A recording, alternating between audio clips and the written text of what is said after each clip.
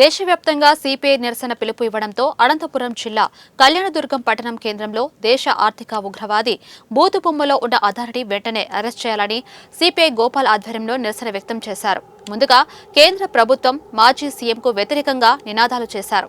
దేశవ్యాప్తంగా 6,300 కోట్ల రూపాయలను పెట్టుబడులను ప్రపంచవ్యాప్తంగా సేకరించాడని ఆరోపించారు.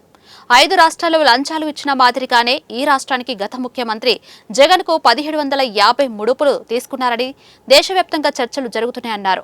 గ్రీన్ ఎనర్జీ ప్రాజెక్టు పేరుతో 1,00,000 కోట్ల రూపాయల ప్రజాధనాన్ని లూటీ చేసే విధంగా 2.49 పైసలకు చొప్పున 25 సంవత్సరాలకు ఒప్పందం కుదుర్చుకున్నారన్నారు.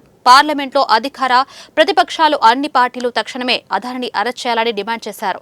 లేని పక్షంలో నడి రోడ్డుపైన అదానిని ఊరేగిస్తామన్నారు.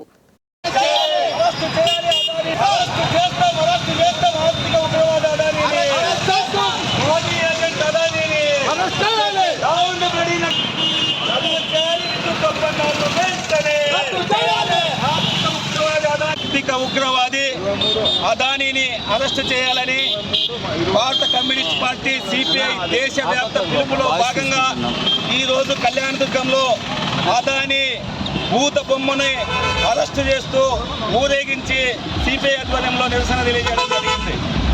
ఇవాళ అదానీ గ్రీన్ ఎనర్జీ పేరుతో దేశవ్యాప్తంగా 6,300 కోట్ల రూపాయలు పెట్టుబడులను సేకరించడం జరిగింది ప్రపంచవ్యాప్తంగా.